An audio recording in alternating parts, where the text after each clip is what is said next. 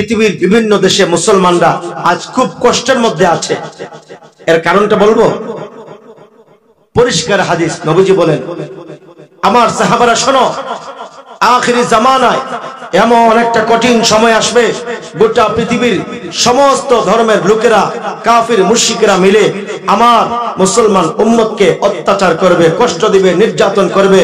তাদের অবস্থা এমন হবে, দৃষ্টান্ত দিয়া নবীজি বলতেছেন, বন্যার পানিতে, জারি পানিতে আবর্জনা ময়লা থাকলে যেমন ভেসে যায়, তাদের অবস্থা এমন হবে, তারা টিকতে পারবে না, তারা ভেসে যাবে। সাহাবায়ে কেরাম বলতেছেন, লিমাদা ইয়া রাসূলুল্লাহ, ওগো নবীজি এর কারণটা কি? তখন কি তাদের সংখ্যা কম হবে? নবীজি বলেন, না, এর কারণ হলো তাদের ভিতরে ওয়াহান চলে আসবে। সাহাবারা বলতেছেন, মাল ওয়াহানু, ওয়াহান কি? নবীজি বলেন, হুব্বুদ দুনিয়া ওয়া কারাহিয়াতুল মাউত। এক নম্বর হলো তাদের ভিতরে দুনিয়ার মহব্বত চলে আসবে, দুনিয়া দুনিয়া করে তারা পাগল হয়ে যাবে, দুনিয়া নিয়ে ব্যস্ত থাকবে, পরকালের কোনো ফিকির থাকবে না। দুই নম্বর হলো ওয়া কারাহিয়াতুল মাউত, মৃত্যুকে ভয় পাবে, মৃত্যুকে ভয় পেয়ে তারা সত্য কথা বলবে না, তারা তাগুতকে, বাতিলকে তারা ভয় পাবে। এই অবস্থা চলতেছে কিনা? মুহতারাম হাজিরিন, দেখেন তো সাহাবায়ে কেরামের সংখ্যা বেশি ছিল নাকি আমাদের সংখ্যা বেশি? একটু চিন্তা করেন, একটু পরিসংখ্যান পেশ করি। যতদিন পর্যন্ত সাহাবায়ে কেরাম, যতদিন পর্যন্ত মুসলমানগণ কোরআন সুন্নাহ আঁকড়ে ধরেছিল, মুসলমানদের বিজয় হয়েছে। আজকে মুসলমান কোরআন সুন্নাহ আঁকড়ে ধরতেছে না, ভালোভাবে আমল করে না, যার কারণে অধপতন হচ্ছে। মুহতারাম হাজিরিন, একটা পরিসংখ্যান পেশ করি। নবীজি একা ছিলেন, এরপর ইসলামের দাওয়াত দিলেন, আম্মাজান খাদিজা ইসলাম কবুল করলেন, এরপর হযরত আবু বকর, এরপর বদরের যুদ্ধে মুসলমানদের সংখ্যা গিয়ে দাঁড়ালো 313 জন, এরপর উহুদের যুদ্ধে মুসলমানদের সংখ্যা গিয়ে দাঁড়ালো 750, এরপর বায়াতে রিদওয়ানে মুসলমানদের সংখ্যা গিয়ে দাঁড়ালো 1400, এরপর খন্দকের যুদ্ধে মুসলমানদের সংখ্যা গিয়ে দাঁড়ালো 5000, মক্কা বিজয়ে মুসলমানদের সংখ্যা গিয়ে দাঁড়ালো 10,000, হুনাইনের যুদ্ধে মুসলমানদের সংখ্যা গিয়ে দাঁড়ালো 12,000, তাবুকের যুদ্ধে মুসলমানদের সংখ্যা গিয়ে দাঁড়ালো 30,000। সর্বশেষ বিদায় হজে নবীজি যখন ঐতিহাসিক একটা ভাষণ দিয়েছিলেন বিদায় হজে, তখন সাহাবায়ে কেরামের সংখ্যা ছিল 1,24,000, 1.25 লক্ষ সাহাবায়ে কেরামের জামাত। জুড়ে বলি আল্লাহু আকবার। মুহতারাম হাজিরিন, কিন্তু আজকে তো 1 লক্ষ নয়, 1 কোটি নয়, গোটা পৃথিবীতে 200 কোটি মুসলমান, 57টা ইসলামী রাষ্ট্র আছে এবং মুসলমানদের প্রায় 70% ন্যাচারাল সম্পদের মালিক হলো মুসলমান। এত কিছু থাকার পরও আজকে মুসলমান চতুর্দিকে এত কষ্টে আছে কেন? এর কারণ হলো আমাদের অন্তরে পরকালের ভয় নাই, আখিরাতের ভয় নাই, আখিরাতের ফিকির নাই। কথা বলুন ঠিক কিনা? মুহতারাম হাজিরিন, একটা হাদিস বলবো। হাসরের কঠিন ময়দানে বনি আদমকে 5টা প্রশ্ন করা হবে, 5টা প্রশ্নের উত্তর না দেয়া পর্যন্ত 1 কদমও কেউ নড়াচড়া করতে পারবে না। হাদিস শরীফে রয়েছে, নবীজি বলেন, লা ইয়াজালু কদম ইবনি আদম হাত্তা ইউসআলা আন 50। বনি আদম 5টা প্রশ্নের উত্তর না দেয়া পর্যন্ত 1 কদমও কেউ নড়াচড়া করতে পারবে না। 1 নাম্বার প্রশ্ন করা হবে, আন হায়াতিহি ফিমা আফনাহু। মানুষের গোটা জিন্দেগি সম্পর্কে মানুষকে প্রশ্ন করা হবে, মানুষের হায়াত সম্পর্কে প্রশ্ন করা হবে, তোমার গোটা জিন্দেগি তুমি কিভাবে কাটিয়েছো, এটা হলো 1 নাম্বার।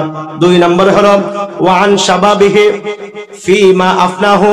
তোমার যৌবন কাল সম্পর্কে তোমাকে জিজ্ঞেস করা হবে, যৌবন কালে আল্লাহর ইবাদত করেছো নাকি তুমি নাফরমানি করেছো, এটা হলো 2 নাম্বার। আর 3 নাম্বার হলো ওয়ান মালিহি মিন আইনা ইকতাসাবাহু। তোমার সম্পদ তুমি কিভাবে উপার্জন করেছো, এটা হলো 3 নাম্বার। আর 4 নাম্বার হলো ওয়া ফিমা আনফাকাহু।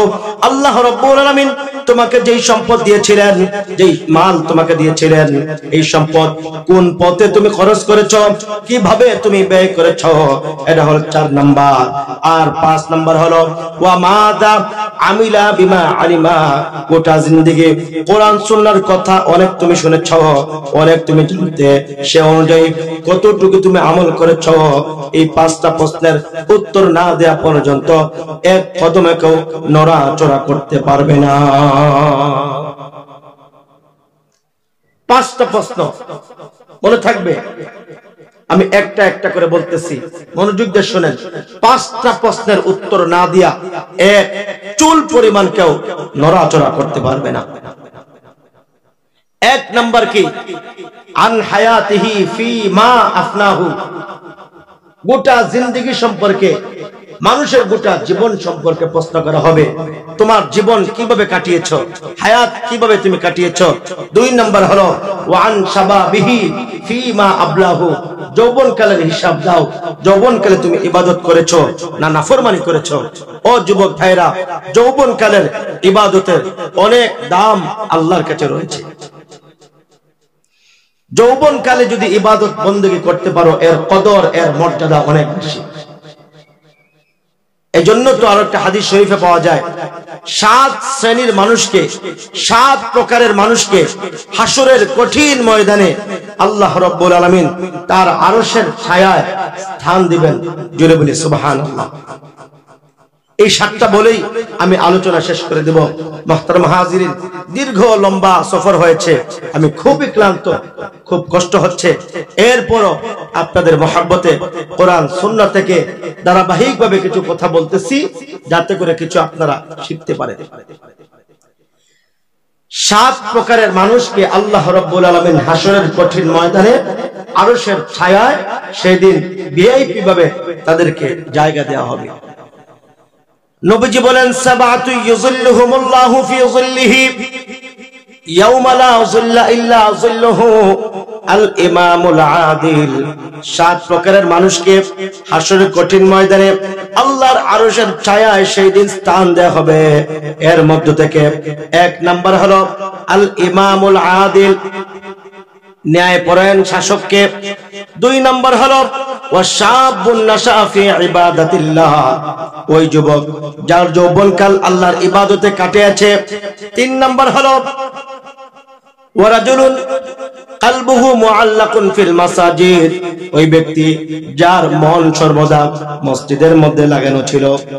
4 নাম্বার হলো ওয়ারাজুলানে তাহাব্বা ফিল্লাহি ইজতামা আলাইহি ওয়া তাফাররাকা আলাইহি, ওই 2 ব্যক্তি যারা পরস্পরে আল্লাহর জন্য সম্পর্ক স্থাপন করেছে এবং আল্লাহর জন্য তাদের সম্পর্ক ছিন্ন করেছে। এরা হলো 4 নাম্বার। আর 5 নাম্বার হলো ওয়ারাজুলুন তলাবাতহু ইমরাআতুন যাতু মানসাবিন ওয়া জামালিন। 5 নাম্বার হলো ওই ব্যক্তি, যেই ব্যক্তিকে কখনো নির্জনে গোপনে উচ্চ বংশের কোন সুন্দরী যুবতী নারী তার মনের বাসনা, মনের কামনা পূরণের জন্য তাকে আহ্বান করতেছে, কিন্তু সে সঙ্গে সঙ্গে আল্লাহকে ভয় পেয়ে তার সঙ্গে কোনো খারাপ কাজ না করে বলতেছে, ফাকালা ইন্নী আখাফুল্লাহ, আমি আল্লাহকে ভয় পাই, সুতরাং তোমার সঙ্গে কোনো খারাপ কাজ আমি করতে পারবো না। এর হলো 5 নাম্বার। আর 6 নাম্বার হলো নবীজি বলতেছেন ওয়ারাজুলুন তাসাদদাকা আখফা হাত্তা লা তা'লামু শিমালুহু মা তুনফিকু ইয়ামিনুহু। নবীজি বলতেছেন 6 নাম্বার হলো ওই ব্যক্তি আল্লাহর রাস্তায় এমন ভাবে খরচ করে গোপনে, ডান হাতে যা খরচ করে বাম হাত টের পায় না। আর 7 নাম্বার হলো ওয়ারাজুলুন যাকারাল্লাহ খালিয়ান ফাফাদাত আইনাহু। 7 নাম্বার হলো ওই ব্যক্তি আল্লাহর জিকির করে, আল্লাহর স্মরণে সর্বদা কান্নাকাটি করে, শুধু তা নয়, নির্জনে গোপনে আল্লাহকে স্মরণ করে কান্না করে, ফাফাদাত আইনাহু, কান্না করে তার চক্ষু দিয়ে অশ্রু বের হয়ে যায়। এই 7 প্রকারের মানুষকে আল্লাহ রাব্বুল আলামিন স্পেশাল ভাবে আরশের ছায়ায় সেদিন জায়গা দিবেন। সুবহানাল্লাহ। 7টা মনে রাখবেন। 1 নাম্বার ন্যায়পরায়ণ শাসক। 2 নাম্বার ওই যুবক যার যৌবনকাল আল্লাহর ইবাদতে কাটাইছে।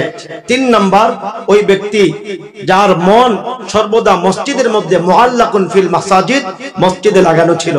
যোহর পড়ার পর আসরের অপেক্ষা করে, আসরের পর মাগরিবের অপেক্ষা করে, মাগরিবের পর ইশার অপেক্ষা করে, মন সর্বদা যার এইরকম মসজিদে লাগানো থাকে, সেও কি আরশের ছায়া সেই দিন স্থান পাবে।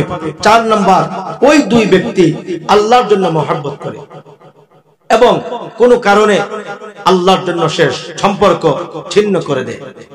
5 নাম্বার ওই ব্যক্তি কখনো মনে করুন সুযোগ পেয়েছে, খুব সুন্দরী যুবতী নারীকে সুযোগে পেয়েছে, ওই মহিলাও চাচ্ছে তার মনের বাসনা কামনা পূরণ করবে, কিন্তু সে আল্লাহকে ভয় পেয়ে আল্লাহর ভয়ে বলতেছে ফাকালা ইন্নী আখাফুল্লাহ, আমি আল্লাহকে ভয় পাই, তোমার সঙ্গে কোনো খারাপ অন্যায় করতে পারবো না।